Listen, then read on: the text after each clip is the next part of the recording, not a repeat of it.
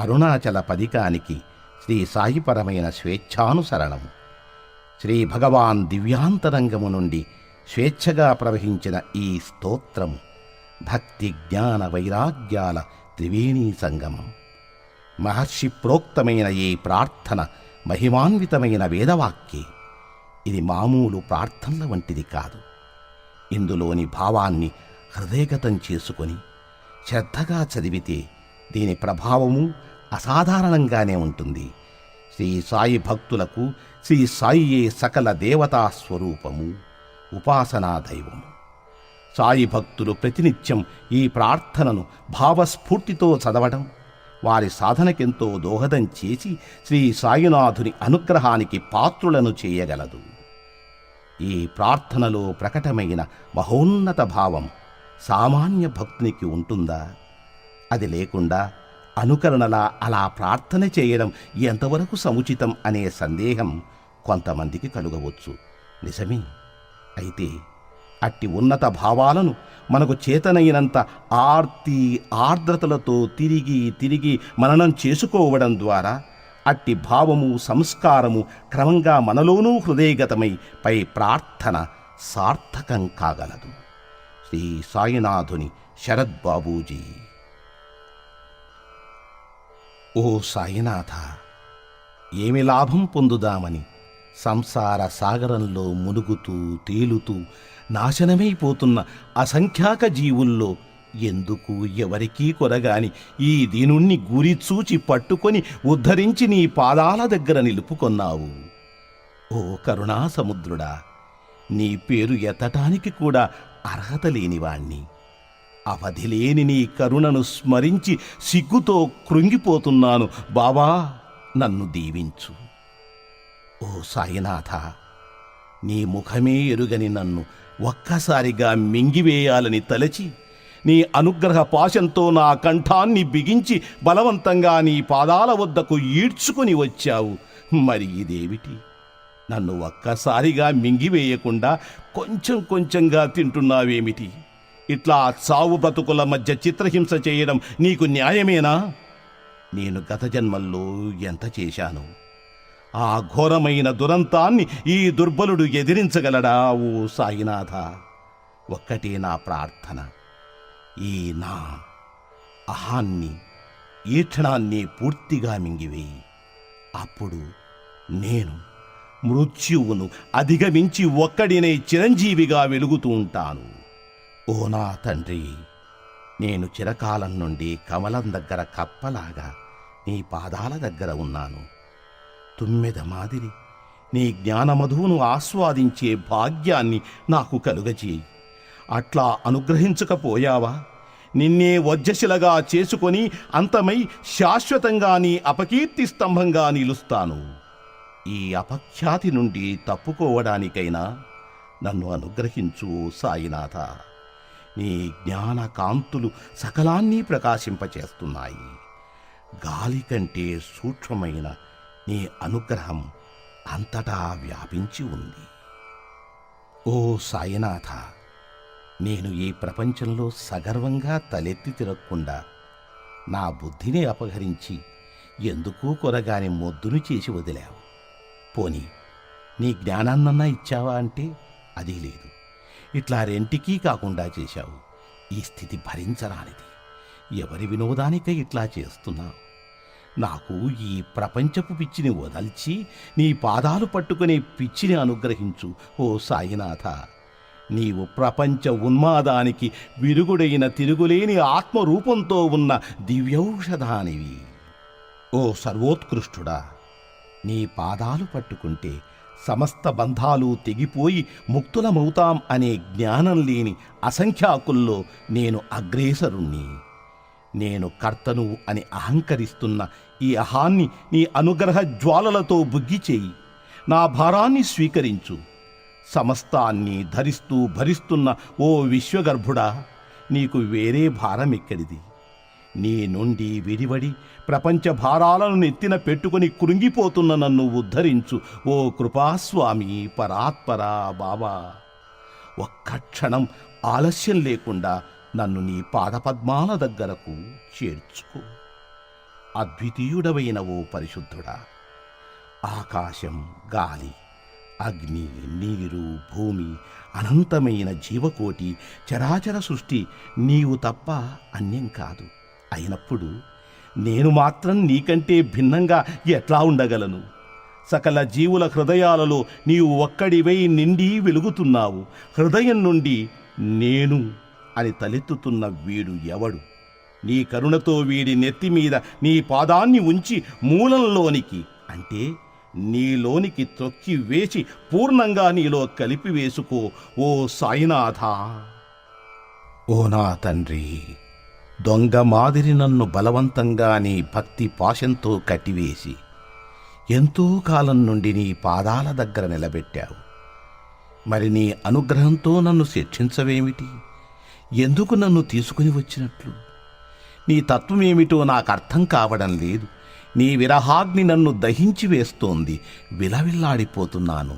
ఈ నా అవస్థ చూచి అందరూ నీ ఒక వట్టి రాతి బొమ్మ అంటున్నారు. నేనెటూ చెప్పలేక మూగపోతున్నాను. తల వాలిపోతోంది. ఇట్లా నేను వలలో పడ్డ జింకలా నాశనం కావలసిందేనా? ఓ నా తండ్రి, నన్ను నీలో కలుపుకో. నేను ఇది కావాలి అది కావాలి అని అడగదలచలేదు బావా. పోనీ నీ ఇచ్ఛయే నెరవేరుగాక. నిన్ను తెలుసుకోవడానికి నేనెంతటివాణ్ణి? నేనెవడను? నిన్ను తెలుసుకోగానే నేను పోయి నీవే నేనుగా అనుభూతమవుతున్నావు. సాధు రూపంలో ఉన్న ఓ ప్రేమస్వరూపుడా, ఎవరికీ ఎందుకూ కొరగాని నన్ను అకారణ ప్రేమతో నీవాణ్ణిగా చేసుకున్నావు. ఇప్పుడు నీవు నిజస్వరూపంతో ప్రత్యక్షమై నన్ను నీలో కలుపుకోకపోతే నేను నిలవగలనా? నీ విరహాగ్ని, ఈ లోకపు చీకటి, దుఃఖము నన్ను కాల్చుక తింటున్నాయి. నేను ఇట్లా అంతం కావలసిందేనా? సూర్యదర్శనం లేకుండా పద్మం వికసిస్తుందా? ఓ సూర్యుడా, నీ అనుగ్రహపు వెలుగును కృమ్మరించి ఈ దీనుణ్ణి ఉద్ధరించు. ఓ ప్రేమస్వరూప సాయినాథ, నీవెవరో కూడా ఎరుగని నన్ను కరుణతో వశపర్చుకొని ప్రేమలేని నా హృదయంలో నీ ప్రేమను రగిల్చి ఇప్పుడు వదిలివేశావు. నీవు నన్ను ప్రేమతో నింపి అక్కున చేర్చుకోవేమిటి? విరహాగ్ని నన్ను దహించి వేస్తోంది. మైనంలా కరిగిపోతున్నాను. ఇట్లా నీ బిడ్డ అంతం కావలసిందేనా? అటువంటప్పుడు నీ భక్తిని నాలో ఎందుకు మేల్కొల్పాలి? ఓ నా తండ్రి, నేను నీ కోసం అంతం కావడమే నీకు వినోదమైతే అట్లాగే కాని, అదే నాకు 10,000. ప్రేమ నుండి ఉద్భవిస్తున్న ఓ ఆనందమూర్తి, భక్తుల హృదయాలలో పొంగుతున్న ఓ అమృత ఝరి, శరణార్థుల స్వర్గధామమా, నీ సంకల్పమే నెరవేరుగాక.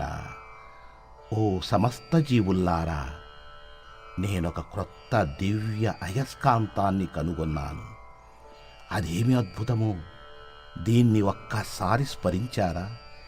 ఇది మనలను ఒలగొని సకలేంద్రియ చలనాన్ని ఆపి తనకు అభిముఖంగా త్రిప్పి లోపలికి ఈడ్చి పక్వం చేసి మింగివేసి తన మాదిరి మరో అయస్కాంతంగా మార్చివేస్తుంది. తస్మాత్ జాగ్రత్త. ఈ జీవహంతకుడు ఎక్కడో లేడు, మన హృదయాలలోనే పొంచి ఉన్నాడు. ఆయన ఎవరో కాదు, సద్గురు సాయినాథుడే. నా మాదిరిగా ఎందరూ నిన్ను భగవంతుడు అని భావించి పూర్ణాహుతైపోయారో. ఓ జీవభారవాహకుల్లారా, బ్రతుకు మీద రోసి ఆత్మహత్యకై తెగిస్తున్న నిరాశా జీవుల్లారా, మరణించడానికి అసాధారణమైన మందు మన చెంతనే ఉంది. దీని శక్తి పరమాద్భుతం. దీనిని ఒక్కసారి స్మరిస్తే చాలు, మనలను చంపకుండానే చంపుతుంది. ఆ శక్తి మరేదో కాదు, సాక్షాత్తు శ్రీ సాయినాథుడే. సాయి వంటి దైవంబు లేడోయి లేడోయి. ప్రజలందరి నోట సాయి నామం పలకాలి. సర్వత్రా సాయి రూపం రంజిల్లాలి. ముజ్జగాలు సాయి మహిమతో ముప్పిరిగొనాలి. సాయి పదరవళులు మన హృదయ కుహరంలోని నిశ్శబ్ద నిషీధిలో ప్రతిధ్వనించాలి. ప్రణవనాద వీచికల్లా సాయి జ్ఞాన సౌరభాలు సర్వత్రా వ్యాపించాలి. ఆ సుజ్ఞాన సౌరభాల ఆస్వాదనలో మన మనసులు మత్తెక్కాలి. సాయి ప్రేమామృత ధారలు అంతటా నిరంతరం వర్షించాలి. ఆ ప్రేమామృత ధారలలో తడుస్తూ, ఆ జ్ఞాన సౌరభాల మత్తులో ఆనందంగా నర్తిస్తూ, సాయి వంటి దైవంబు లేడోయి లేడోయి అని అందరూ ఏకకంఠంతో గానం చేయాలి. అదే నా ఆశ, ఆశయం, ఆకాంక్ష. అదొక మధుర స్వప్నం. ఆ స్వప్న సాఫల్యం కోసం శ్రీ సాయినాథుని అనన్య ప్రేమతో, ఆర్ద్రతతో ప్రార్థించటమే మనం చేయగలిగింది, చేయవలసింది. శ్రీ బాబూజీ.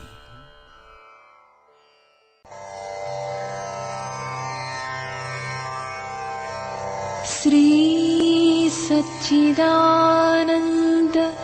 सद्गुरु साईनाथ महाराज की जय। सद्गुरु श्री साईनाथुनि शरद बाबूजी की जय।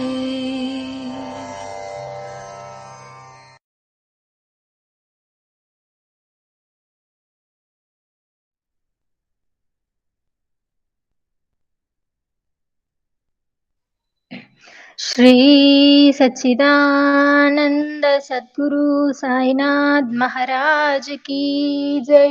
सद्गुरु श्री साईनाथ निशरद बाबूजी की जय।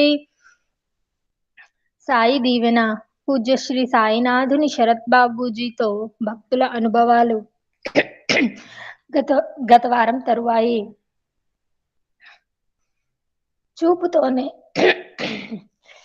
చూపుతోనే స్వస్థత. చెన్నాడి బాలకృష్ణారావు, గవర్నమెంట్ ఉద్యోగి, హైదరాబాద్. జన్మించిన సంవత్సరం 1946. హైదరాబాద్, జూన్ 2001. మా రెండో అమ్మాయి స్మిత తరచుగా గొంతు నొప్పితో బాధపడుతుంటే ఇన్ఫెక్షన్ అనుకొని తగిన మందులు వాడాము. కానీ మా అమ్మాయికి నొప్పి నుండి ఉపశమనం లభించలేదు. ఒకసారి షిరిడిలో గురువుగారి దర్శనానికి వెళ్ళినప్పుడు స్మిత గొంతు నొప్పి గురించి గురువుగారికి చెప్పాను. గురువుగారు పరీక్షించడానికా అన్నట్లు మా అమ్మాయిని నోరు తెరవమన్నారు. అది రాత్రి సమయం కావడంతో అక్కడ వెలుతురు సరిగా లేదు. గురువుగారు టార్చ్ అడుగుతారనుకున్నాను, కానీ వారు అడగలేదు. గురువుగారు అలా స్మిత గొంతు పరిశీలించారు. ఆ చీకట్లో ఆయనకు ఎలా కనిపిస్తుందా అనుకున్నాను. గురువుగారు స్మితకు మందు ఇస్తానన్నారు. కానీ మా అమ్మాయికి గల నొప్పి పూర్తిగా తగ్గిపోవడం వలన ఆ అవసరం లేకుండా పోయింది. మళ్ళీ తిరిగి ఎన్నడూ తను ఆ నొప్పితో బాధపడలేదు. గురువుగారు మా అమ్మాయి రుగ్మతను కేవలం తమ దయార్ద్రమైన చూపుతోనే నయం చేశారు. గురువుగారు పరీక్షించినా లేదా మందిచ్చినా అది కేవలం మనకు ధైర్యాన్ని ఇవ్వడం కోసమే కానీ నిజంగా నయం కావడానికి కారణం గురువుగారి కృప మాత్రమే. అపార మహిమ. బాబా చూసుకుంటారు. పాలెం అమరావతి, గృహిణి, నరసింగాపురం. జన్మించిన సంవత్సరం 1951. నరసింగాపురం, సెప్టెంబర్ 2001. నాకు గత కొద్ది కాలంగా ఆరోగ్యం సరిగా ఉండేది కాదు. తిరుపతిలో ఒక డాక్టర్ పరీక్షించి యూటరస్ స్కానింగ్ తీయించమని చెప్పారు. అందులో నాకు ఫైబ్రాయిడ్ సిస్ట్ ఉందని తేలింది. ఆ సిస్ట్ మరింత పెద్దది కాకుండా తొందరగా ఆపరేషన్ చేయించుకోమని చెప్పారు. నేను మరోసారి పరీక్ష చేయిద్దామని చెన్నైలోని అపోలో ఆసుపత్రికి వెళ్ళాను. అక్కడ కూడా అదే పరీక్ష చేసి అదే సలహా ఇచ్చారు. కానీ నాకు ఆపరేషన్ చేయించుకోవడానికి వీలు పడదు. ఎందుకంటే నా భర్త బ్యాంకులో పనిచేస్తున్నారు, పిల్లలు చదువుకుంటున్నారు. ఇంటి బాధ్యతలను, అప్పుడే ప్రారంభించిన డైరీ ఫామ్‌ను నేను ఒక్కదానినే చూసుకోవాల్సి ఉంటుంది. అప్పట్లో నాకు సాయిబాబా గురించి పెద్దగా తెలియదు.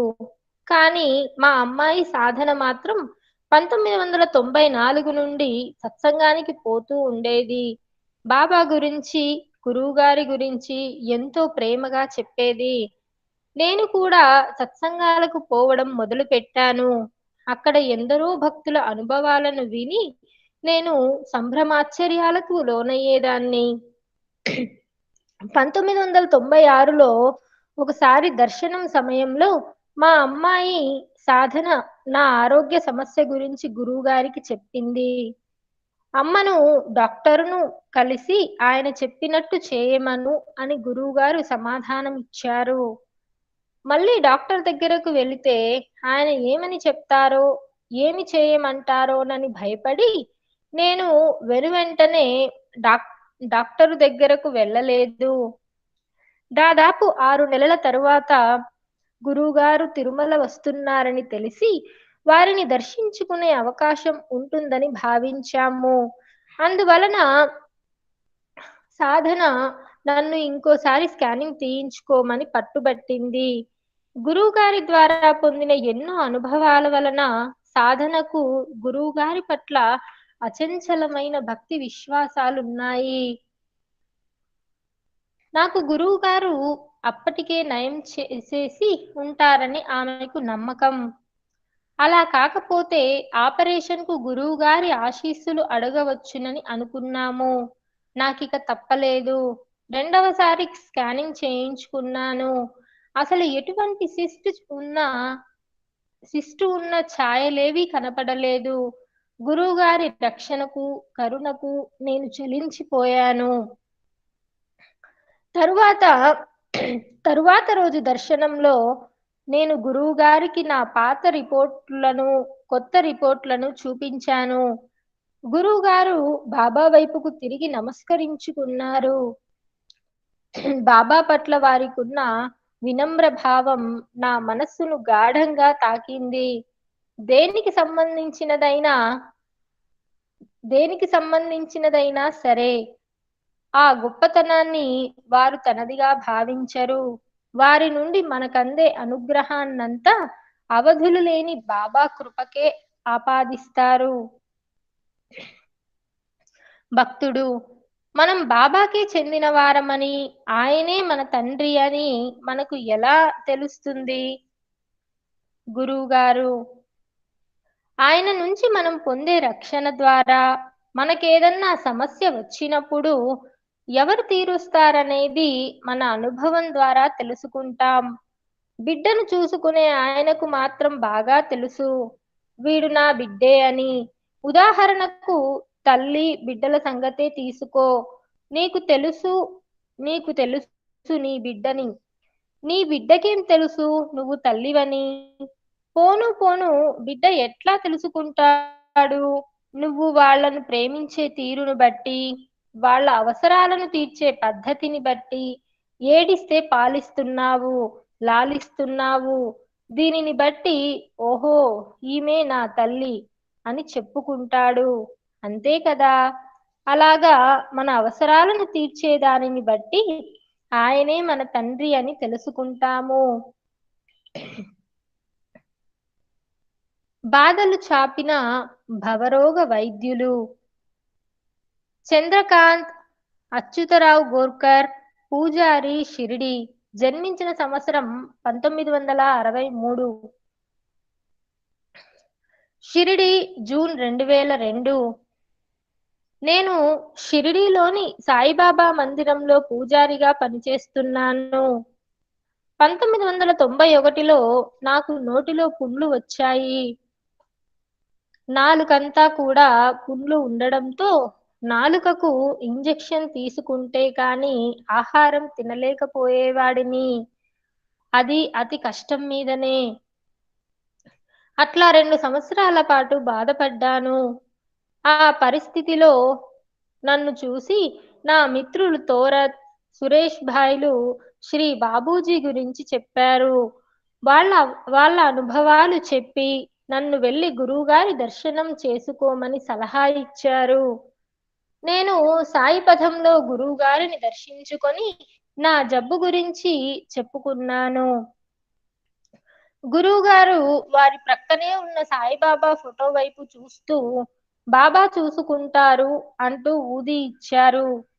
అంతే, కొన్ని రోజులలోనే నా నోటిలోని పుండ్లన్నీ పూర్తిగా తగ్గిపోయాయి.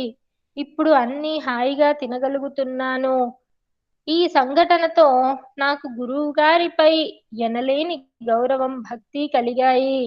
అప్పటి నుండి గురువు గారు ఎప్పుడు షిరిడీలో ఉన్నా మందిరంలో నా పూజా విధులు పూర్తి చేసుకొని వారి దర్శనానికి తప్పక వెళ్తున్నాను.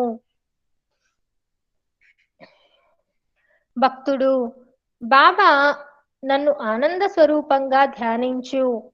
అలా వీలు కాకపోతే నా ఈ రూపాన్ని ధ్యానించు అన్నారు కదా. మరి ఆనంద స్వరూపం అంటే ఏమిటండి? గురువుగారు: ఆనంద స్వరూపం అంటే ఏమిటో మనకు తెలియదు కాబట్టి ఆయన చెప్పిన మాట ప్రకారం ఆయన రూపాన్ని ధ్యానం చేసుకోవాలి. ఆయన వెంటనే మళ్ళా రెండో దాని గురించి చెప్పారు, నా యొక్క అసలు స్వరూపం ఆనందమేను అని. ఆయన రూపాన్ని ధ్యానం చేసుకుంటూ ఉంటే ఆనంద స్వరూపం అనుభవం అవుతుంది. ఆనంద స్వరూపం ఇది అని ఎవరు మాత్రం ఎట్లా చెప్తారు? అందుకని రెండోది చేసుకో. చేసుకుంటూ ఉంటే నీకు అనుభవం అవుతుంది. అప్పుడు నువ్వే నాకొచ్చి చెప్తావు, ఇది గురువుగారు ఆనంద స్వరూపం అనేసి. భక్తుడు: గురువుగారు, బాబాకు నామం ఇష్టమా, ధ్యానం ఇష్టమా? గురువుగారు: బాబాకు ఇష్టమంటూ ఏమీ కాదమ్మా. అది మనకు ఇష్టం కాబట్టి మనం చేసుకోవాలి. బాబా పట్ల మనకు ప్రేమ ఉంటే ఆ ప్రేమను మనం వ్యక్తం చేసే రూపంలో నామం గుర్తు వస్తే నామం చేసుకోవచ్చు. ధ్యానం గుర్తు వస్తే ధ్యానం చేసుకోవచ్చు. ధ్యానానికి నామానికి మధ్య పెద్ద తేడా ఏమీ లేదు. మనకు ఏది ఇష్టమో, ఏది సులువో, ఏది మనకు బాబాను ఎక్కువ గుర్తు పెట్టుకునేటట్లు చేస్తుందో అది చేసుకోవచ్చు. అభయవరం. గోపవరపు శివ వ్యాపారస్తుడు, గుంటూరు. జన్మించిన సంవత్సరం 1960. గుంటూరు, జూలై 2000 సంవత్సరం. మాకు గురువు గారితో పరిచయం వారు ఒంగోలులో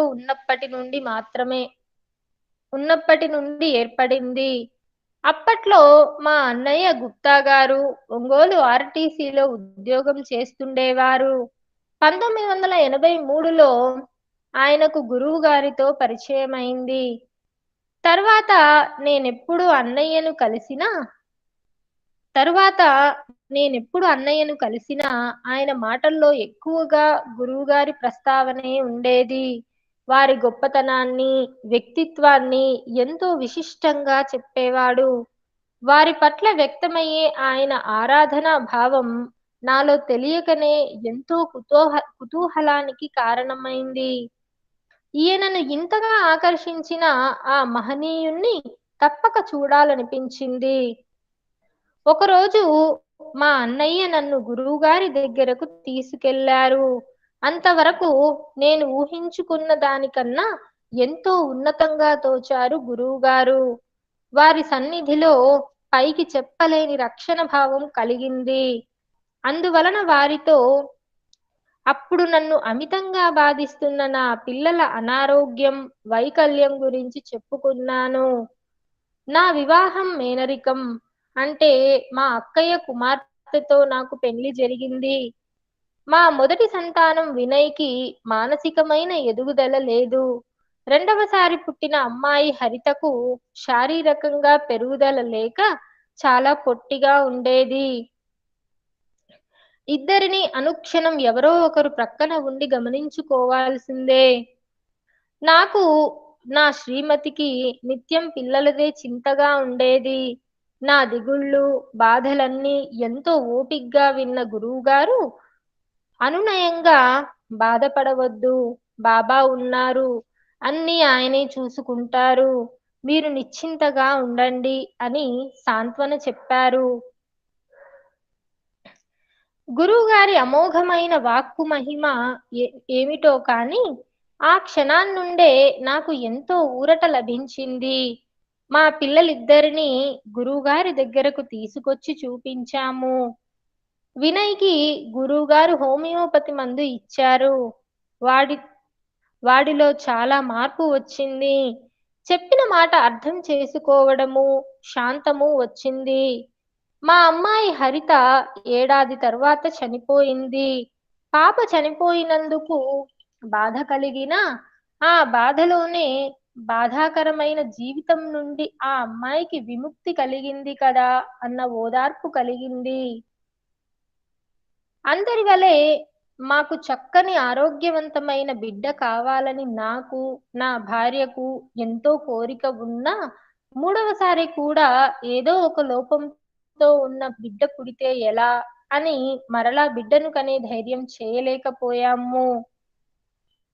అయితే గురువుగారి సన్నిధికి వచ్చిన తరువాత జీవితంలోని భయాలన్నీ తొలగిపోయాయి. అందుకే మా మనసులోని కోరికను వారితో చెప్పుకున్నాము. గురువుగారు మాకు అభయమిచ్చి మమ్మల్ని షిరిడీలో 3 రోజులు గడిపి రమ్మన్నారు. మేము అలాగే చేశాము. ఏడాది తిరిగేసరికి మాకు ఆరోగ్యవంతమైన చక్కని మగపిల్లవాడు పుట్టాడు. బాబుకి సాయి చైతన్య అని పేరు పెట్టాము. మా జీవితాలలో కూడా ఇటువంటి ఆనందం లభిస్తుందా అని తపించే మాకు చురుగ్గా, తెలివితేటలతో ఆరోగ్యంగా పెరిగి పెద్దవుతున్న సాయి చైతన్యను చూస్తున్నప్పుడల్లా గురువుగారి అభయానుగ్రహం గుర్తుకు వస్తుంది. మా మనసుల్లో చింతలను, చీకట్లను తొలగించి ఆనందపు కాంతులు ప్రసాదిస్తున్న గురువుగారికి మేమెన్ని జన్మలెత్తినా రుణపడి ఉంటాము. ఈనాడు గురువుగారి అనుగ్రహపు నీడలో దాదాపు 100 మంది దాకా ఉన్న మా కుటుంబ సభ్యులమందరం ఆనందంగా జీవిస్తున్నాము. ఇక గురువుగారి సన్నిధిలో ఉండగా జరిగిన అద్భుతమైన అనుభవాల విషయానికొస్తే ఎన్నో ఉన్నాయి. ఒకసారి మే నెలలో గురువుగారితో కలిసి కర్ణాటక ఎక్స్‌ప్రెస్‌లో బెంగుళూరు నుండి షిరిడీ వెళుతున్నాము. మాకు సెకండ్ క్లాసులో స్లీపర్‌లో బెర్తులు ఉన్నాయి. అది వేసవి కావడం వలన బోగీలో విపరీతమైన వేడిగా ఉంది. రైలంతా ఎంతో రద్దీగా ఉండడంతో కనీసం గురువుగారికైనా ఏసీలో ఒక బెర్త్ దొరికితే బాగుండునని నేనెంతో ప్రయత్నించాను. కానీ దొరకలేదు. ఆఖరకు టీసీ తన బెర్త్ ఇస్తానన్నాడు. నా ప్రయత్నాలు, ఫలితాలు అన్నీ గమనిస్తున్న గురువుగారు, ఎందుకయ్యా అదంతా? అందరం ఇక్కడే ఉందాం. అంతగా అవసరమైతే ఈ వాతావరణాన్ని బాబా చల్లగా మార్చలేరా ఏం? అన్నారు. వారు అలా అన్న 10 నిమిషాలకే వాతావరణమంతా ఆహ్లాదకరంగా మారిపోయింది. ఆకాశం మేఘావృతమై చల్లని గాలి వీచసాగింది. నిప్పులు చెరిగే మండు వేసవి క్షణాలలో చల్లని శీతాకాలంగా మారిపోయినట్లయింది. మహాత్ములను సేవించుకునేందుకు ప్రకృతి కూడా కైమోడ్పుతో వేచి ఉంటుందని నేను విన్నది ఆ రోజు కళ్ళారా చూడగలిగాను.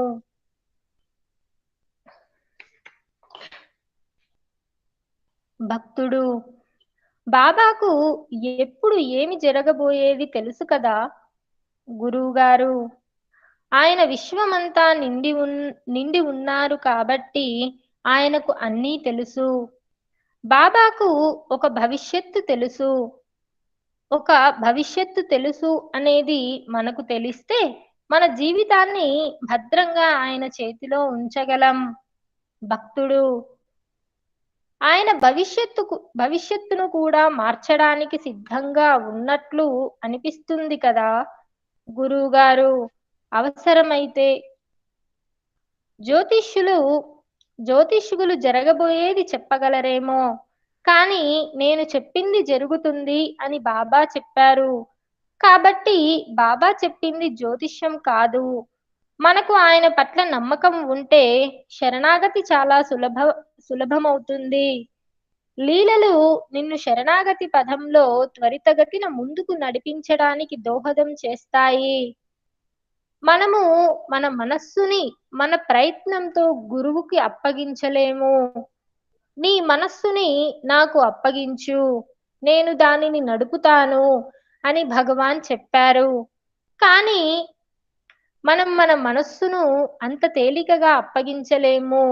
ఆయన మీద విశ్వాసం లేకపోతే ఎలా లొంగిపోగలం? ఈ లీలలు మన మనస్సును ఆనందంగా ఆయనకు లొంగిపోయేట్లు, ప్రభావితం అయ్యేట్లు చేస్తాయి. భక్తుడు ఒక వ్యక్తి సమస్యలను తీర్చడానికి మహాత్ములు ప్రపంచాన్ని మార్చాల్సిన అవసరం ఏముంది? గురువుగారు, దాని వలన వారికి విశ్వాసం మరింతగా పెంపొంది మరింతగా శరణాగతి చెందగలుగుతారు. వారు శరణాగతి చెందగలిగితే మహాత్ముల వలె విశ్వ చైతన్యంతో ఒకటి కాగలరు. అందరినీ తనంతటి వారిగా చేయాలని బాబా ఆశయం.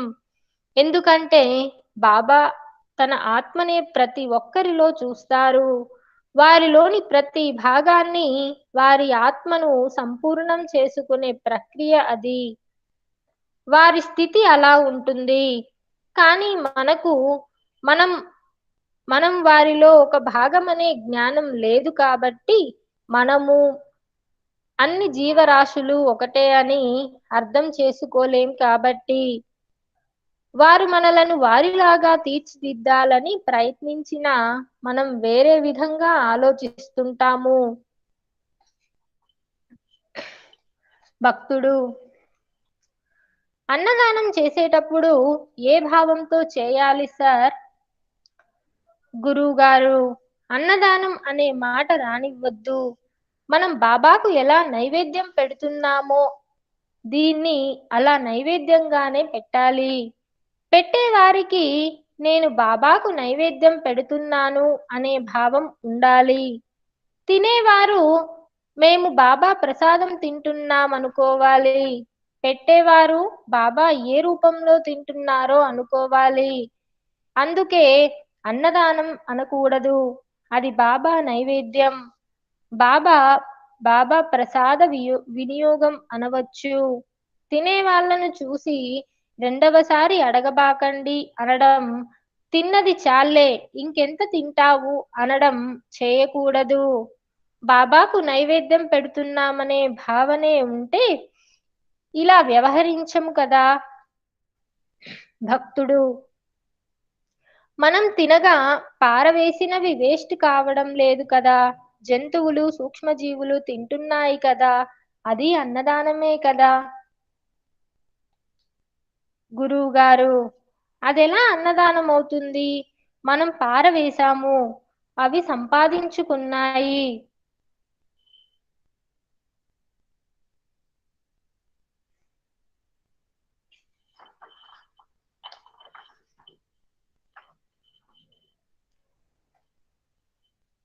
పరివర్తన క్రమంలో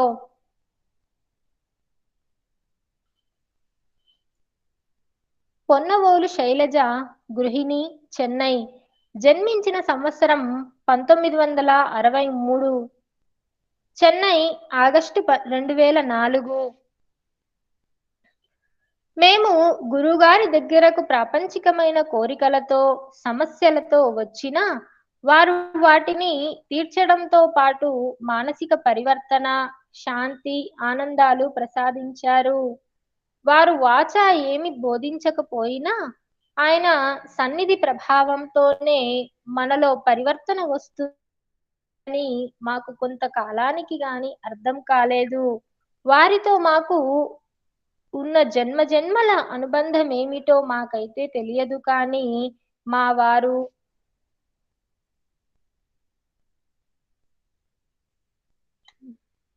ఆయన సన్నిధి ప్రభావంతోనే మనలో పరివర్తన వస్తుందని మాకు కొంతకాలానికి కానీ అర్థం కాలేదు.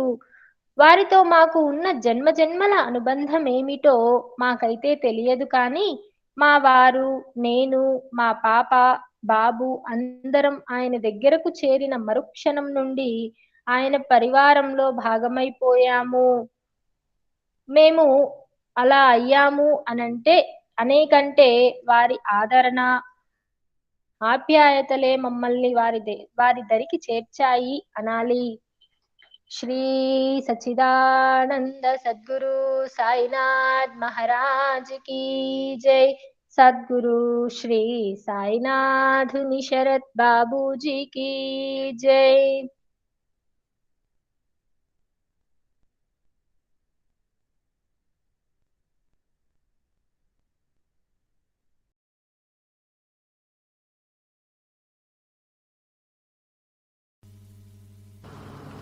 What is the relationship between these kind of practices of concentration? Because we cannot stay 24 hours with Baba. Very easily we get distracted. So we use different kind of tools to have the mind focus. The distraction is of two types. The distraction on the surface level. For instance, you are interested to do something, but you are distracted. You want to do computer, or you want to watch TV, or you want to sit here in satsang. You are very much interested to do it. But what happens is when you sit here and when you are trying to listen to it, suddenly the thoughts will go. Or you may be thinking of something else. What will happen there in the room, and what happens here, and what happens there, what is happening there at home. Or you may be distracted by sleep. There are so many distractions. To the activity, even though our interest is there, our natural focus is there on particular object, particular work. Because of our past habits, these habitual distractions will become. Even though if you sit in Dwarka Mai and you enjoy it so much, still at one point that the thoughts go. If you watch, in fact, you are not interested in the content of the thoughts. Because of the habit, it goes. And by practicing something like a concentration or a meditation or whatever it may be, a mantra, these can only remove that habitual distraction on the surface level. But at the bottom of it, there is the essential focus, which depends upon our main interest and our goal. And whenever that I talk in the satsangs, I talk about that only. Because the other things, that are rampant in the market. These practices, how to control the mind, how to control this and how to control that. But they only work on the surface level. And if this deeper this focus is intensified, the interest is intensified and the emotion becomes stronger, then even without any practice, even the surface distraction will also be removed. What I try to do is, I try at the basic level, what are the emotions that are conflicting, which gives you a clarity of what actually you need. And actually what, even though your lack of focus to the object of your love. So at the emotional level, if the work is done, then it becomes easier. Even without any practice of all this concentration and anything, it naturally stays. If you are really interested in something, you don't get even sleep. You will not be distracted. Only after when it becomes monotonous, when it becomes a routine, and when it becomes a habit, then other habitual things come and distract you. So let us work at the deeper level. That is why I always say that don't beat about the bush. The real snake will not be killed.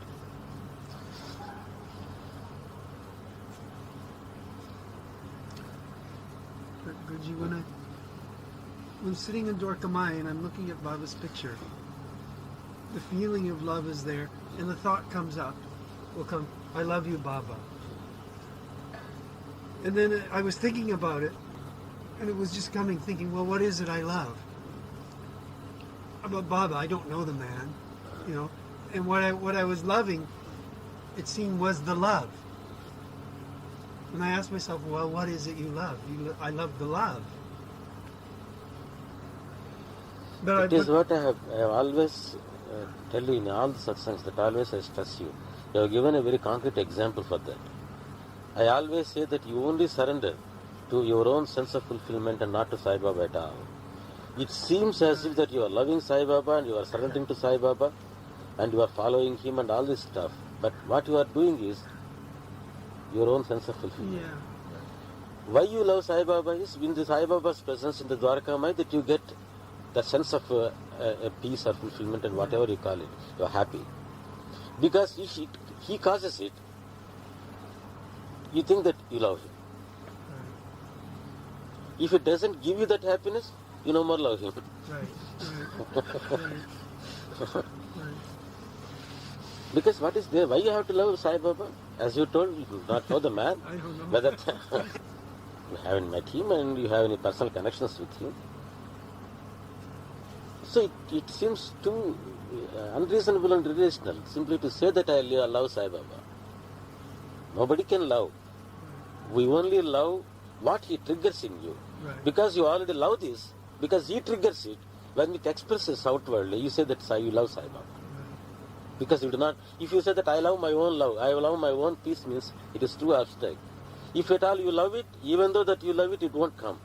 It comes only by that trigger, and you give it to him. And the expressions take different forms.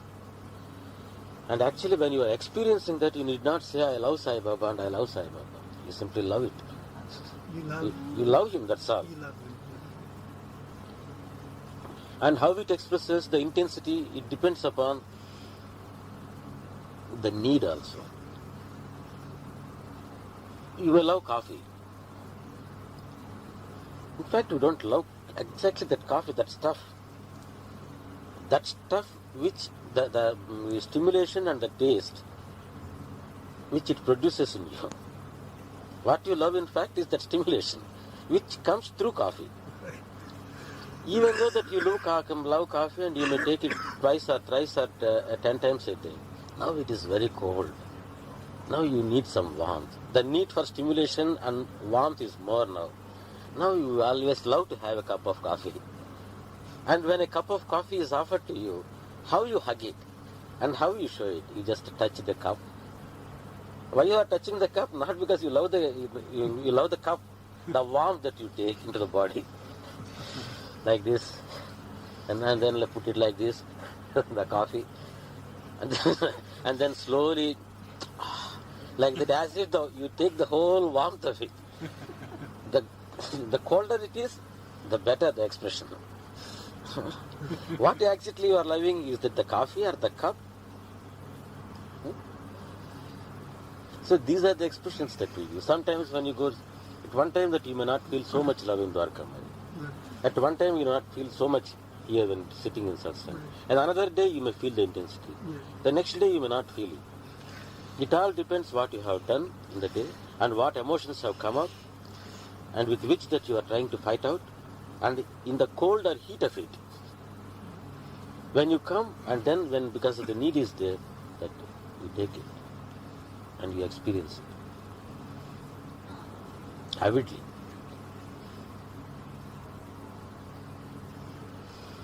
Guruji, could you talk about initiation, and do you initiate people? In the normal sense of the word initiate, yes I do.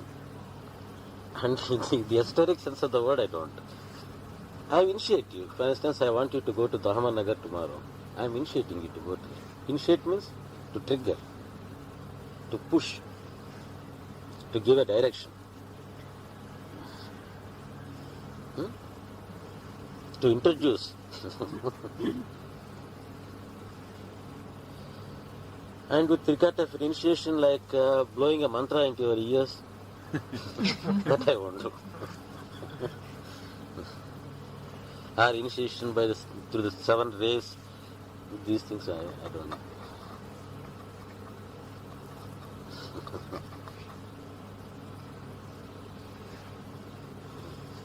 Question about the root of fear and the role of fear in personal evolution.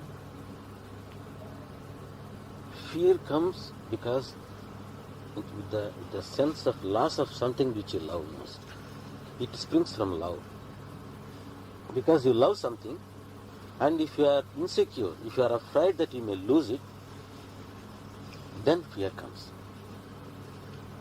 The basic fear, what we call, is fear of death.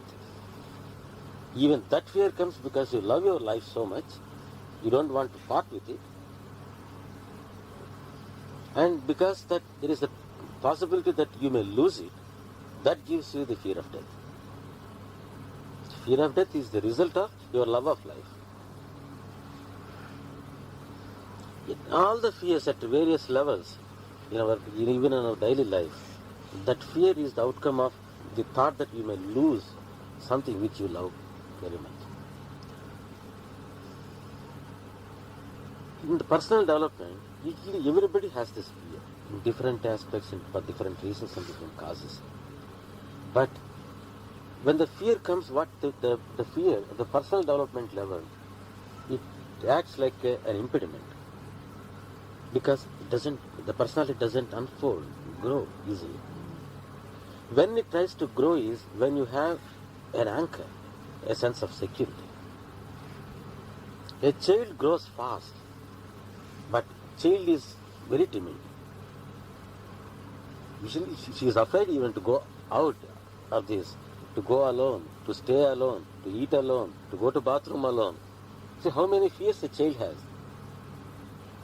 But she has the anchor, the mother, the father. The security is there, the sense of security. And that sense of security coupled with these fears, so these fears are expressed or they are worked out in such a way that it is able to work out, able to connect with different people, able to adapt itself to the environment freely because of the security which it subconsciously experiences. The fear doesn't become an impediment. The fear becomes a push, an initiation to achieve something, to get something.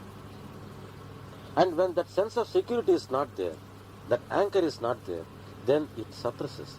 It becomes a detrimental, a harmful influence on the personality. He becomes more timid, more suffering from inferiority complex, more shrink. He can't express. Even if he expresses with the basis of this complexity of fears. And what he does is, with all the complications, makes things complex. Imagining a simple thing a complex one. And on the basis of the complexity, again he makes another complexity. So the whole personality becomes a jumble, a complex thing. Sometimes it takes the act of arrogance, or an offensive mode also. Juvenile delinquency, for instance. You know what is juvenile delinquency? The violent and the so-called immoral behavior in the children, going and beating somebody with the violence and shooting some people, becoming part of the gangs, aggression and all these things. This is an aggressive expression of it. But what the basis of it is, actually even the psychological studies have proved that those who have mainly become juvenile delinquents, what they lose is their parental love and the parental security. Most of the people who do this are those that, even though that they have the parents and the parents love them, some link is missing, that they don't trust that the security is there. Then people become like that. That is the negative expression of the personality. So at the personality level, fears are there, but if the sense of security is there, these fears can be expressed, they can be transformed into as a fully grown up, a developed personality. It is useful. Minus this, it becomes detrimental and harmful. It is like the harmful bacteria and the benevolent bacteria. Like the yeast, which makes milk curd.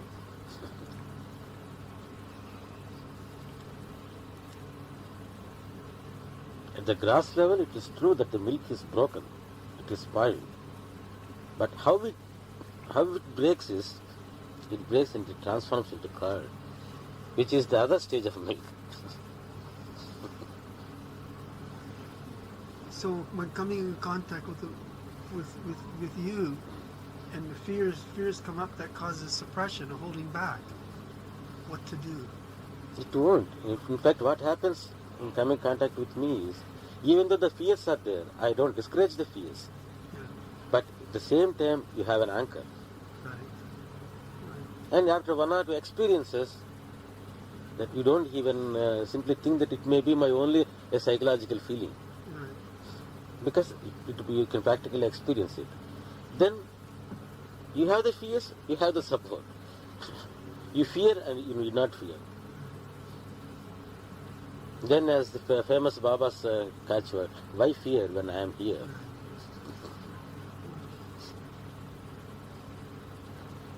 But there is different type of, maybe it's the same, but the fear occurs in people who have also very strong parental connection, but perhaps overpowering parents. And fear in people who did not have a parental connection also expresses itself. And there is this whole range of fear which is totally illusionary, which does not have any basis in reality. A fear of any change, fear of any, in fact, any unfolding. That's fundamental. Yes, that is also there. And in fact, I have given you only one example of how a child and the anchor, that criminal delinquency. But even with those that who have, with the parental love, still the basic fears are there. For instance, because she is the child, as long as she remains as a child, the parental protection will be there.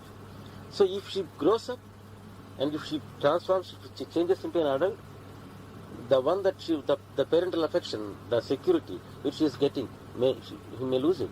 So there will be subconscious resistance even to grow. This is also another example. So the fears manifest in thousands and millions of ways, depending upon the environment and the personality. And this fear of, not the fear of changing, is also so basic because it is so common that a known evil is better than an unknown evil. Even though that our present position is an evil, it is not happy, but next step we do not know whether it will come or it will be even worse. So this security, this sense of security again, which holds to the past evil, to the old evil. Even though that he doesn't know that what is going to come may be good also, but he doesn't want to take chances. So he sticks to it.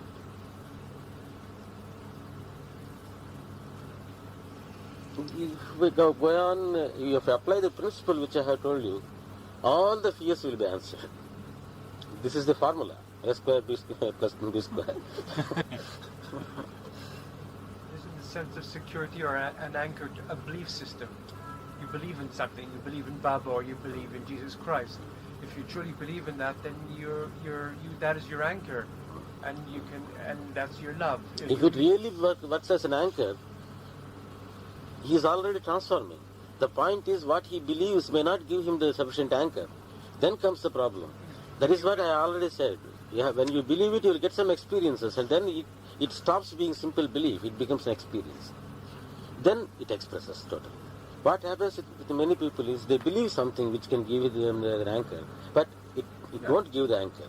But still they stick to it. And there will be more even. Not only the normal fears, the fear even to lose that belief. To lose that belief, If it really, that so-called anchor is really giving him anchor, then there is no fears at all. That is the healthy development of the personality. Nice fear in thoughts jump from the ground of personality to the ground of being. And you gave the example of having an anchor, holding on to the baba, a branch. Could you say something more about it? Whatever I told Kevin, let us forget it. Now in this context, our old beliefs are, our concepts are the branch on which that we are sitting, and we are afraid that it may be broken at any time, not able to bear the load of all your concepts and burdens. But you do not have any other branch, and you are not able to go to another branch, because you are afraid that that branch is even weaker. So when something happens to you that which gives you the push, the triggering, the initiation, which will give you another branch, which seems to be, do not know whether it is really stronger or not.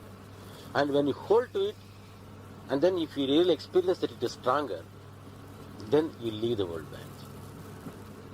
So I have to do both the things. I have to make you leave the old branch, and I have to give you a stronger newer branch. So the older concepts have to be removed, and a newer, at the experience level, and another branch has to be given, an anchor has to be given. It has to be done at both. Otherwise, what happens if I don't do both? Then you will become more insecure. Because at least you are having one branch, whether it is weak or stronger, even that is shattered. Then you don't have anything to hold to. That is why even though that I try to shatter many of your concepts, you don't feel so much insecure also. Because my main object is just not to shatter your concepts. That is the basis of your present being, your present personality, which is giving you frustration, unhappiness, whatever you call it. And you are not able to give it up. So I have to do both. I have to give you a stronger anchor, a stronger branch, and then give you a push to go from this old branch to the new branch. And all my satsangs, the motive is that. My main object is to shift you to a stronger branch. I am not interested whether the old branch is good or bad. It all depends upon how strongly you stick to your old branch. If your sticking is stronger, then my shattering will be stronger.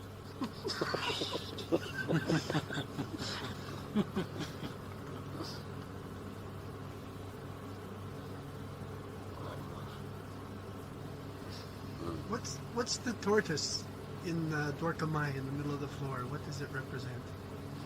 That stone you see in the photo, the cross-legged photo, Baba is sitting on a stone like this. Yeah. You see this? Yeah.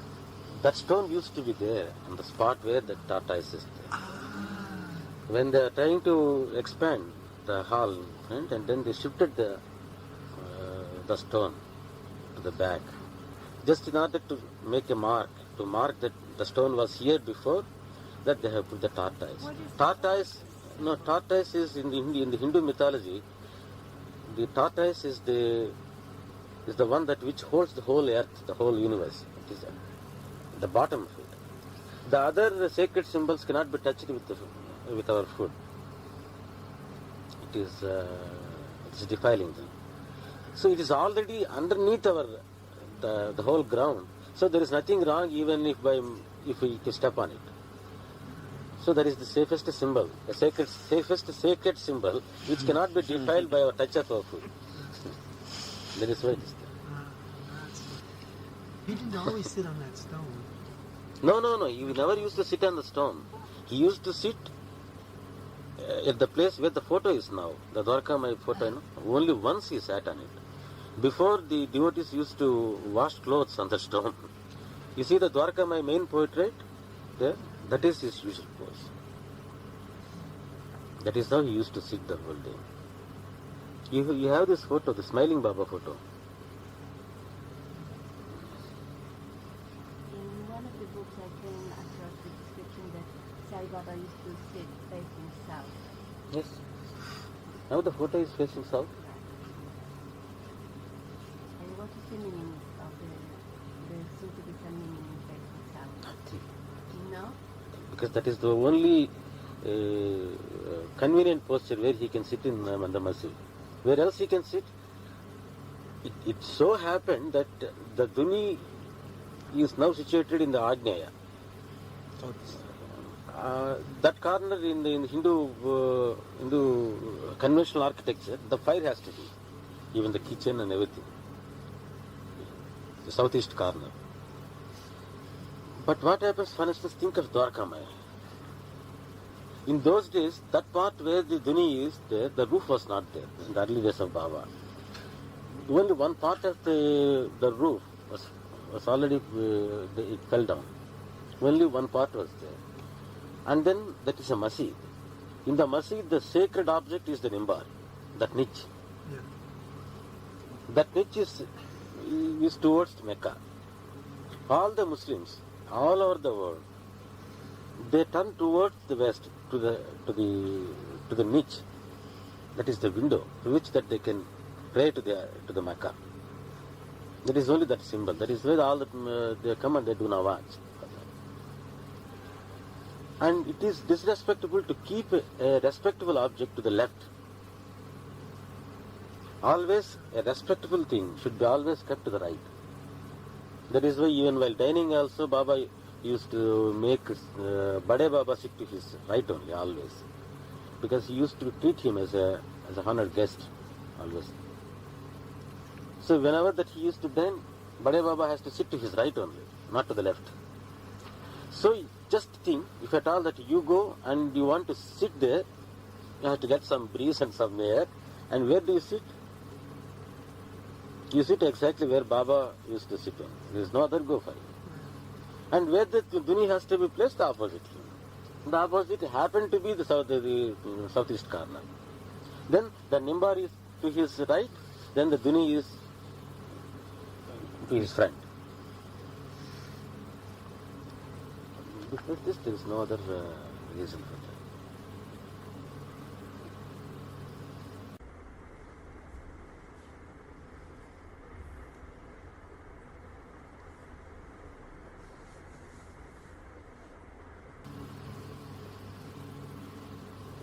Was there his favorite direction? If he had a favorite direction? As far as we know, he doesn't. A saint of that stature doesn't have a discrimination of directions because he feels all directions. He is facing all directions and he is there everywhere. That was his experience.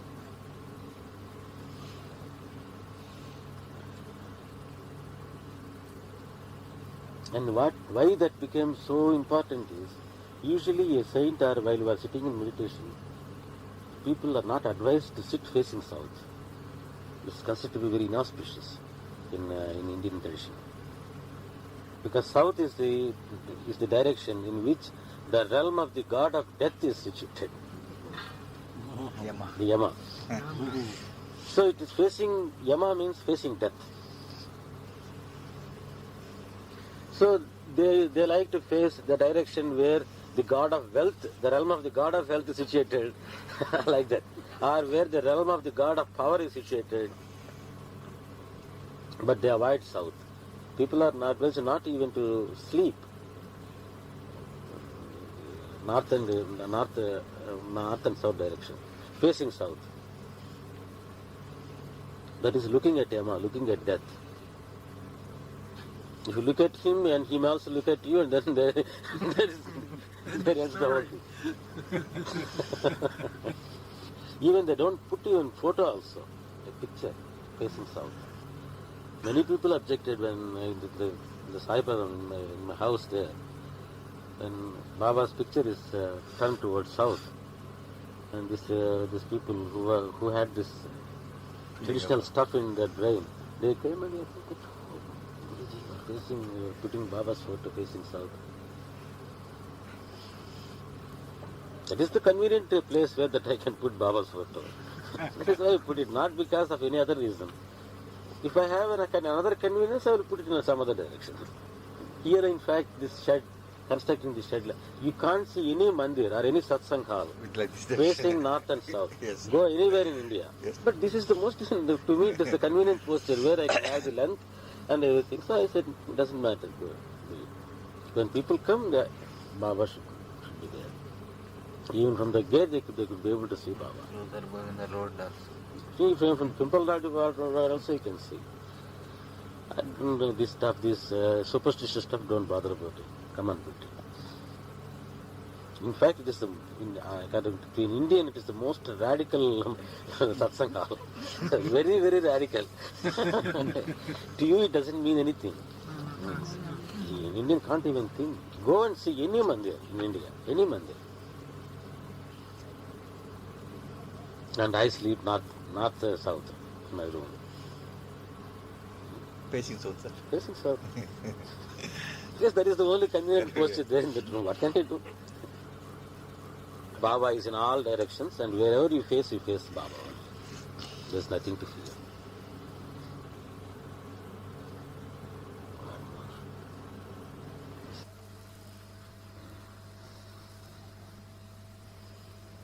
Every child has a first memory. Huh? We have first memory. The child, the time when the child becomes conscious and has a first memory. And I wanted to know about your first memory, and that was one unsuitable question.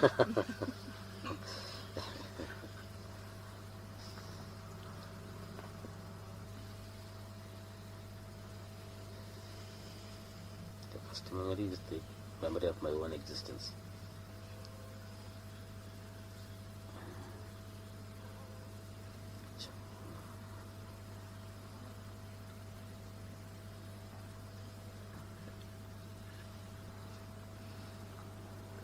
Sir Baba సమాధి చేసినప్పుడు మరి కాళ్ళు సోతి పెట్టారు కదా sir, అది హిందూ సంప్రదాయ ప్రకారం మన సంప్రదాయం సార్ ఇది? He is asking, Baba was entombed, lying to the south to north. Is it the Hindu tradition or the Muslim tradition? He was buried according to the Muslim traditions only. And even according to the Hindu traditions, a monk, a sannyasi, he has to be buried facing north. His face should be north. But preferably in the sitting posture. But when if it is not possible to entomb him in the sitting posture, for instance, to some people the rigor mortis may come and then they can't make him sit. Then in that case, his face should be towards the north. In that case, both the traditions they agree. The face should be towards the north.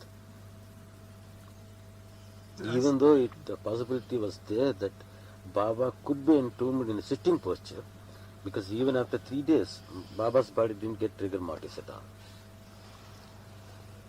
Actually, he was made to sit in Dwarkamai for 2.5 days. All the devotees came and took his darshan. But when he was lifted, his limbs came as if that he was sleeping. So he could have been entombed like that. But according to the Muslim tradition, he was put in a box and then was what you call coffin. It is both in Muslims and Christian traditions. The body has to be put in a coffin and then Baba was buried like that.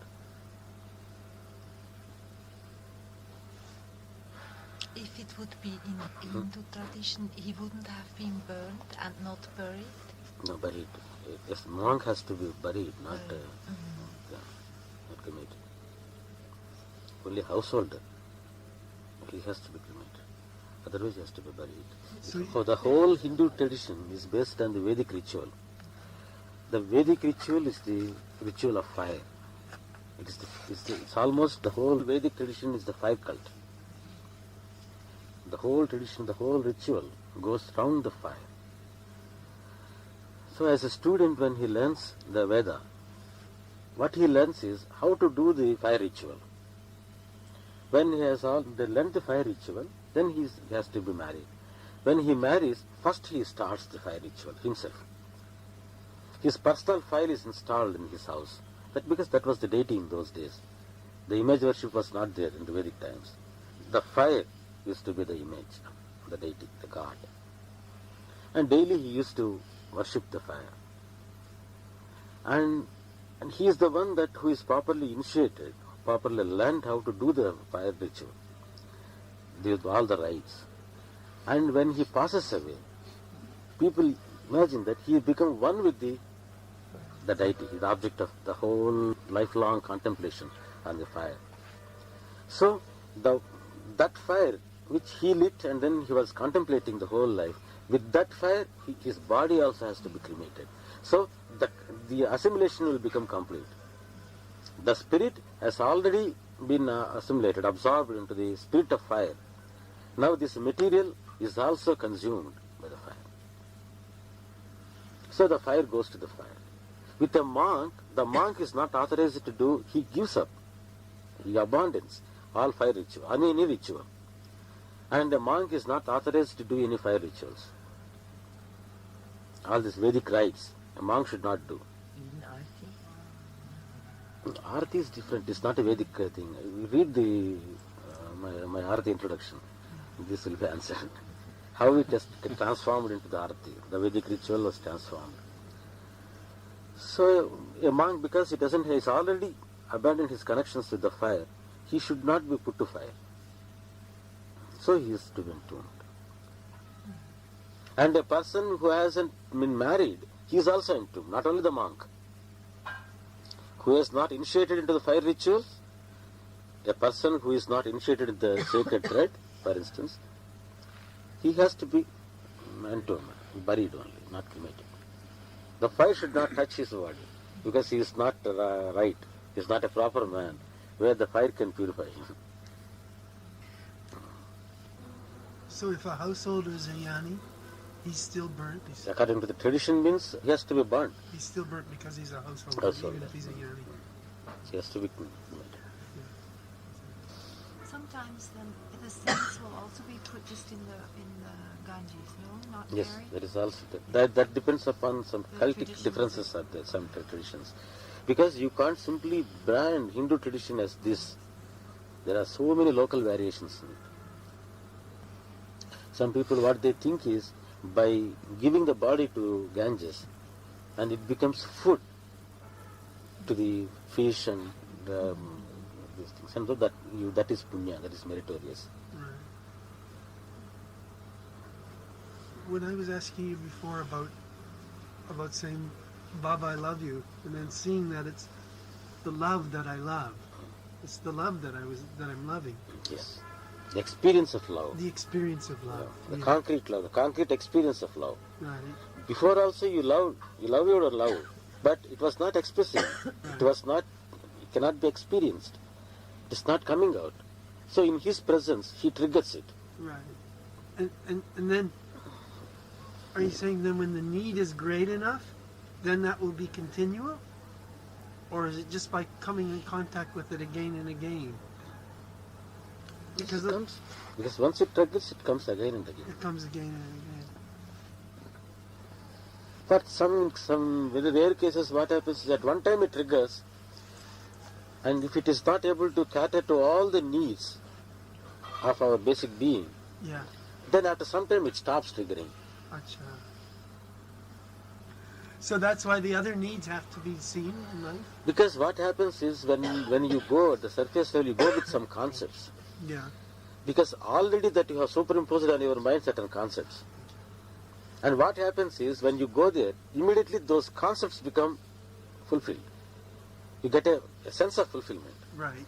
But what happens at a long time, then the real basic things start coming out. And then the person or the place, it stops triggering you. Because it doesn't cater to the basic things. Some kind of a mukti, a sudden peace of mind, a sudden stillness of mind, a blankness. A blankness can never be your need. But people, that concept they go and sit in front of a saint. And the moment the mind becomes blank, oh, I attained samadhi. Oh, his presence is very powerful. And then what happens is, in the blank, actually what he was trying to experience, that blank, first he was actually craving for, it becomes hollow. Right. Then he starts experiencing that blank, that so-called blank he was all the way coveting for. He's become hollow. The more and the more that you feel become hollow, so it stops. But I don't experience love. I couldn't say it's love when I'm sitting in the Dwarkamai. It's not blank and it's not love. Because Baba never said about blankness. He always trying to cater to the basic human needs. They won't change.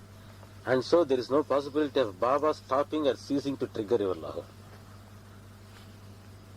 He triggers from any aspect, any need, any concepts. He is there, able to trigger you.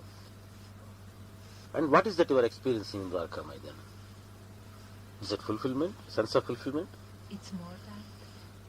That is your name that is given. That is why love is his jargon, and I am using his jargon. And if I say fulfillment, and I don't know anything more than fulfillment, fulfillment is full, there is nothing more than that. It's an experience of fulfillment. It's good. That is your name of love, or his name of fulfillment. He calls fulfillment love, and you call love fulfillment. And somebody calls something else. The experience is different. And that also differs by what needs that you go and experience it. It is relative. He says peace. I am having peace. At the contrast of some disturbance, he says it is peace. If you are needing something, you are longing for something, you say fulfillment. Right. Like that, it also differs from which angle that you approach that source of triggering. And it can change as well. One day It intensifies more and more. That changes because after some time your needs may change. Some more basic needs may come to the surface. The moment that the surface needs have gone, then what is waiting at the another level, the panel, it will come to the front again. And then the experience changes. And he caters to that also. I thought there's only one basic need. Now you talk about the basic needs. Basic needs. What do They you may mean? change from person to person. Then one has to decide, or one has to experience it. Even if we don't know the need, many people ask me, even though because that has become a catchword, to know your need. Even though that I need not know the need, if I know that my need is fulfilled, that is enough. That happens there. So Guruji, what does all this, the fulfillment and the changing needs, have to do with when Ramana Maharshi talks about the formless, unchanging reality? He talks like that, at least from what I've read. He talks about something that's unchanging. I told you about Ramana Maharshi that day, all the jargon that he used, depending upon the people that who question. When you start using the jargon of love, I have to answer in that way. That's it. When she talks about personality, psychoanalysis, and personal development, I have to use that terminology. Juvenile delinquency, this and that, growth, personality unfoldment. It's not that it's not my jargon. Are you saying this to me? What we were just saying now, you were just saying now about Ramana Maharshi and using Vedanta concepts. Are you saying that to me to cut my concepts and not to indulge my You concepts? can't cut it. I can cut it. I have been doing it. I know What you is that have. you can cut? I know you have. If I ask you to cut, you won't cut. You will water it and then you will grow it. You answered my question. Thank you. Yes, okay. I would water it. Absolutely correct. The other day we were No, talking. why I told you about Ramana Maharshi is people simply ask why when he said unchanging, that terminology. Yeah. That is why I told you don't go by what he said, how he did. His concept of Arunachala, did it change? Or Arunachala ceased to give that sense of fulfillment to him after some time? He lived lifelong there. Until to the end, even when he was passing away, he was listening to the chanting of Arunachala. Arunachala, Arunachala, and he passed away. And where is the connection between know yourself, Atma, Paramatma, and Arunachala, and chanting of Arunachala, like our chanting of Saibaba here? If you feel that it is it's all Bhakti Marga here, doing jap, bhajan and all these things. No, read the life of Ramana Maharshi. He passed away amidst the chanting of Arunachala. And it was one of the things that he loved most. There, the thought even doesn't come to your mind at all. In what way all these things come to? This is a Jnana Marga. Jnana Marga. What Jnana Marga it is? Come on, tell me. You go around the hill, what Jnana Marga it is? Huh? Jyoti, you go and look at Jyoti and right in front of Ramana Maharshi Mandir that you lit the Jyoti at the 6 o'clock, and then all the people looking at the top of the hill and looking at it. What is the connection between who am I inquiry and that Jyoti? Can you tell me? Why you don't think of all these things? Simply you are come with preconceived ideas. Because you have been told that Ramana Maharshi is Jnana Marga. He always advocated Jnana. He is an Advaitin.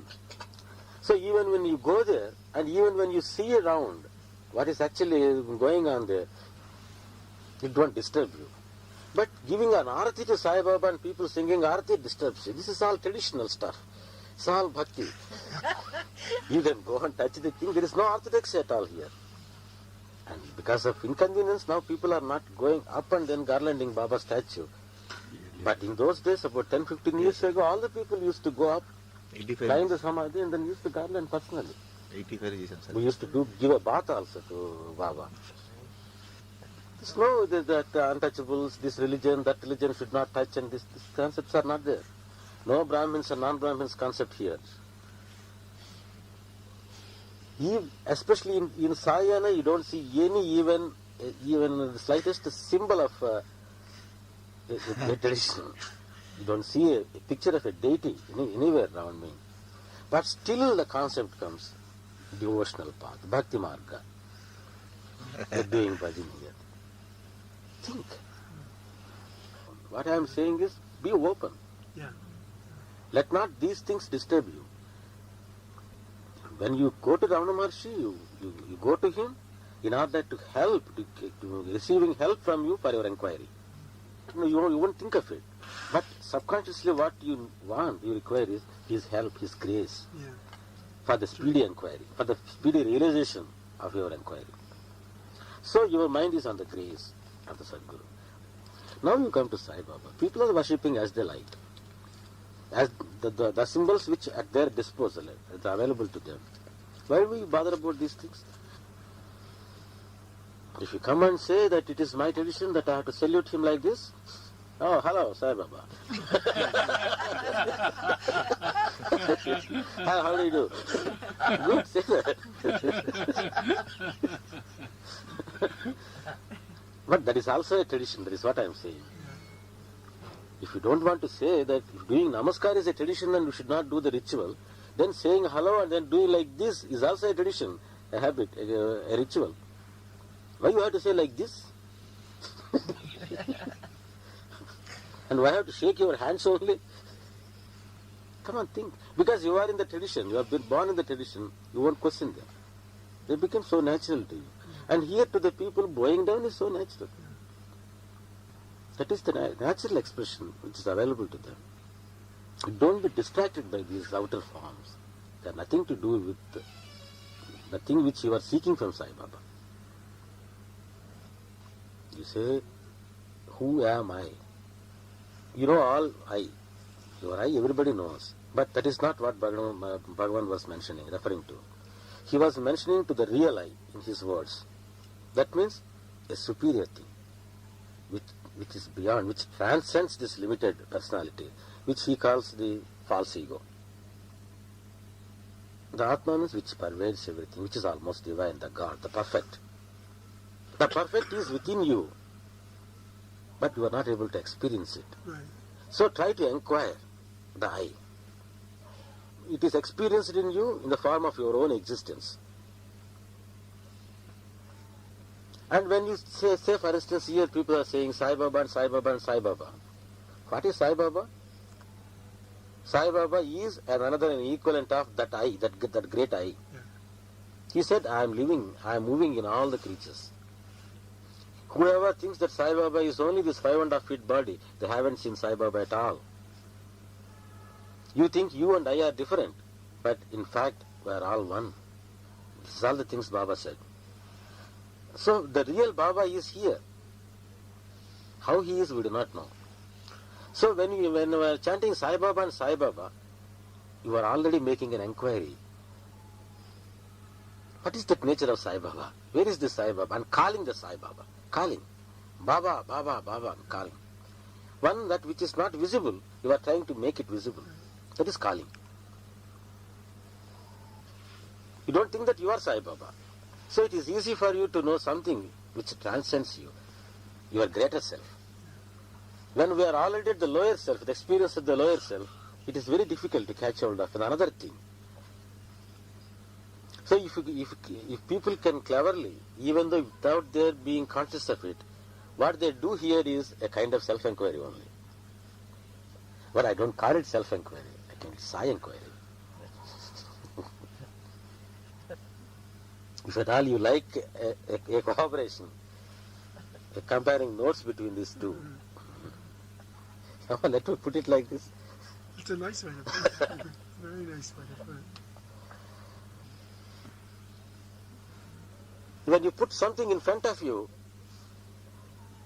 which is directly experiencing a photo of Sai Baba, which is in fact yourself, but is more than that. And that more helps you to realize that self. He is not only that. To you at the concrete level, he is more than that. He is yourself, and not only yourself, he is something outside also. And that helps you. Right, because he's something greater than yourself. That is what even Ramana Maharshi said. First you have to realize an outer guru, and he will make you turn into the inside. How the turning will come? It is not actually outward and inward. A link between the two. Then it ceases to be outward or inward. And that here naturally, spontaneously happens. I haven't explained this at any time to any of these people. Yeah. But what naturally happens is this. And that is why I don't consider that if at all any sadhana, any practice or anything which is going on here is inferior to anything. What is being given is the best which is being given. Even if you know it or you do not know it. I need not tell people that what you are doing is self-inquiry.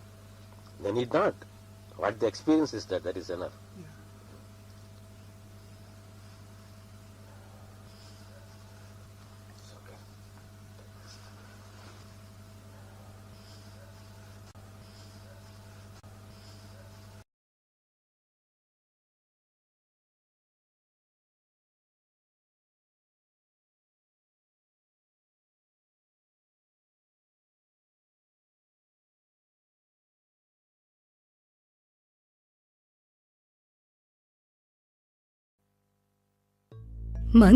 मन्दस्मितं मधुरतर लीला विनोद महोन्नतमानवीयम्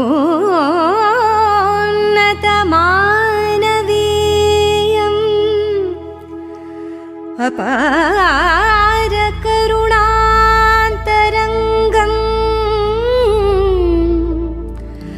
अव्याज प्रेम साम्राज्य नृपावरेण्यं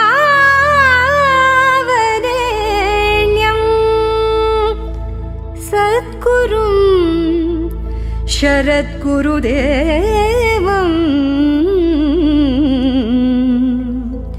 शिरसा नमामि शिरसा